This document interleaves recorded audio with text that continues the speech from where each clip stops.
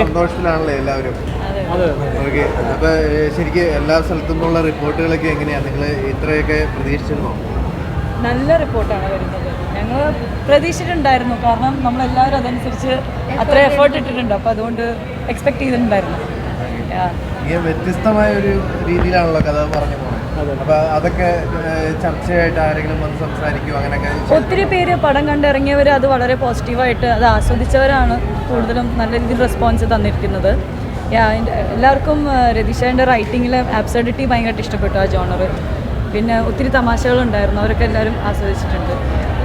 കുട്ടികൾക്കടക്കം ഒത്തിരി ചിരിക്കുന്ന മൊമെന്റ്സ് കണ്ടായിരുന്നു. അപ്പോൾ അതിനെക്കുറിച്ചൊക്കെ എന്ത് തോന്നി പ്രേക്ഷകരുടെ കൂടെ ഇരുന്ന് കണ്ടപ്പോൾ? ആദ്യത്തെ ഷോയിൽ തന്നെ അത്യാവശ്യം നല്ല ചിരി നമ്മൾ കാണുന്നുണ്ടായിരുന്നു. പക്ഷെ നമ്മൾ രണ്ടാമത്തെ ഷോ ആദ്യം നമ്മളിവിടെയാണ് കാണുന്നത്, രണ്ടാമത് നമ്മൾ ഷെനോയ്സിൽ പോയിട്ടാണ് കാണുന്നത്. അപ്പോൾ അവിടെ പോയി കണ്ടപ്പോൾ ആദ്യം കണ്ടതിനേക്കാളും വലിയൊരു എക്സ്പീരിയൻസ് ആയിരുന്നു. പിന്നെ പ്രേക്ഷകരുടെ റെസ്പോൺസും ആദ്യത്തെ ഷോവിനെക്കാളും വലിയ റെസ്പോൺസ് ആയിരുന്നു. അപ്പോൾ പേഴ്സണലി നമ്മൾ രണ്ടാമത്തെ പ്രാവശ്യം കാണുമ്പോൾ നമുക്കും വലിയൊരു എക്സ്പീരിയൻസ് ആയിരുന്നു. അതായത് ആദ്യത്തെ പ്രാവശ്യം കഴിഞ്ഞ് രണ്ടാമത്തെ പ്രാവശ്യം കാണുമ്പോൾ പുതിയൊരു എക്സ്പീരിയൻസ് ഒക്കെ ആയിരുന്നു. ഒരു പക്ഷേ ഒരുപാട് കാര്യങ്ങൾ അകത്തൂടെ പറയുന്നത്, അതായത് ആദ്യത്തെ കാഴ്ചയിൽ ചിലപ്പോൾ നമ്മളതൊന്നും ശ്രദ്ധിച്ചൊന്നും വരില്ല. രണ്ടാമത് കാണുമ്പോഴായിരിക്കും നമ്മൾ നോട്ട് ചെയ്യാത്ത കുറേ ചെറിയ ചെറിയ ചെറിയ പോയിന്റ്സ് നോട്ട് ചെയ്യുക. അപ്പോൾ നമുക്ക് ഒന്നുകൂടെ ഒരു എൻ്റർടൈനിങ് ആയിട്ട് എൻഗേജിങ് ആയിട്ടാണ് നമുക്ക് ഫീൽ ചെയ്യുന്നത്. അപ്പോൾ എല്ലാവരും അതുപോലെ തന്നെ എൻജോയ് ചെയ്യുന്ന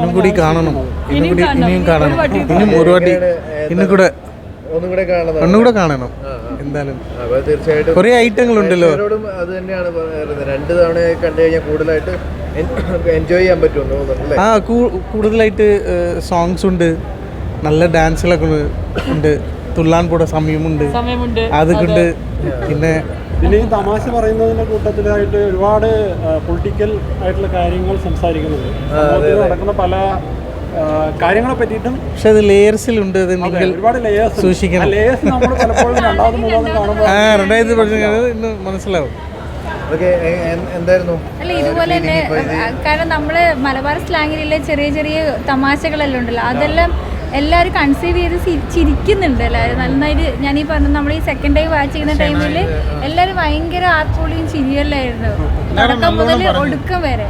അതായത് എല്ലാവർക്കും ഈ പറഞ്ഞ പോലെ സെൻറ്റിമെൻറ്റ്സ് സീനാണെങ്കിലും നന്നായിട്ട് കണക്ട് ചെയ്ത് നല്ല എല്ലാ ആർട്ടിസ്റ്റും പുതിയതാണെങ്കിലും ഒരു ഭയങ്കര എക്സ്പീരിയൻസ് ആയിട്ടുള്ള ആൾക്കാരെ പോലെ ചെയ്തു. എല്ലാവരും പെർഫോമൻസ് ഒന്നിനൊന്നും മെച്ചമായിട്ടാണ് തോന്നിയത്. എസ്പെഷ്യലി ശരണ്യ അല്ലെങ്കിൽ അടുത്ത് നിർത്തി പറയുന്നതല്ല, ധനേഷ് ചേട്ടനാണെങ്കിലും ബക്സ് അതുപോലെ അതിൽ ചെയ്ത കുറേ നാടക പിന്നെ സുഹൃത്തുക്കളുണ്ട്, അവരെല്ലാം നന്നായിട്ട് ചെയ്ത്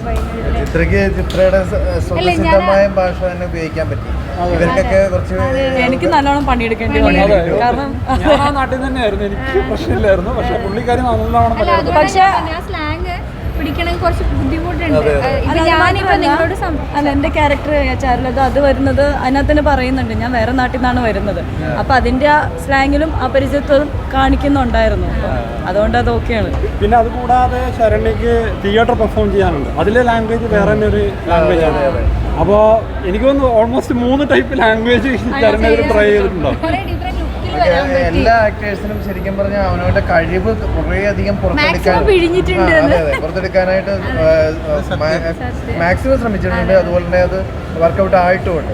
അപ്പൊ അത് ശരിക്കും ഇപ്പൊ സ്ക്രീനിൽ കണ്ടപ്പോൾ വളരെ സന്തോഷം തോന്നുന്നില്ലേ? പിന്നെ തീർച്ചയായും. ഇനിയുള്ള പ്ലാൻ, അതായത് പ്രൊമോഷന്റെ പ്ലാനുകളൊക്കെ എന്താണ്? പ്രൊമോഷൻ ഇതുപോലെ തിയേറ്റർ വിസിറ്റ് ഇനി നമുക്കായിട്ട് അധികം വർക്ക് ചെയ്യേണ്ട ആവശ്യമില്ല, കാരണം പടം കണ്ട ആൾക്കാർ നല്ല അഭിപ്രായം പറയുന്നുണ്ട്. അപ്പോൾ അതങ്ങനെ തന്നെ പോയിക്കോളും, ആൾക്കാർ തനിയെ വന്ന് കണ്ടോളും. അപ്പോൾ ഇന്നൊക്കെ അത്യാവശ്യം നല്ല രീതിയിൽ ആൾക്കാർ ഓൾമോസ്റ്റ് ഫുള്ളായിരുന്നു തിയേറ്ററുകളൊക്കെ. അപ്പോൾ അതിലൊക്കെ ഹാപ്പി അല്ലേ? തീർച്ചയായും ടെൻഷൻ പോയി കിട്ടി. രാവിലെ ഭയങ്കര ടെൻഷൻ എന്ന് പറഞ്ഞാൽ ആൾക്കാർ അങ്ങനെയല്ല, നമ്മളെ ഭയങ്കര ടെൻഷനിലായിരുന്നു പടം തുടങ്ങാൻ മുന്നോട്ടിരുന്ന് പറഞ്ഞപ്പോഴൊക്കെ. അതെ, ഇപ്പൊ ഭയങ്കര കൂളായി, ഭയങ്കര ഹാപ്പിയായി, എല്ലാവരും ഭയങ്കര സന്തോഷത്തിലുണ്ട്. എങ്ങനെ ഉണ്ടായിരുന്നു നമ്മുടെ സുരേഷേട്ടൻ്റെ കൂടെ ഉണ്ടായത്? അയ്യോ, അത് എക്സ്പീരിയൻസ്.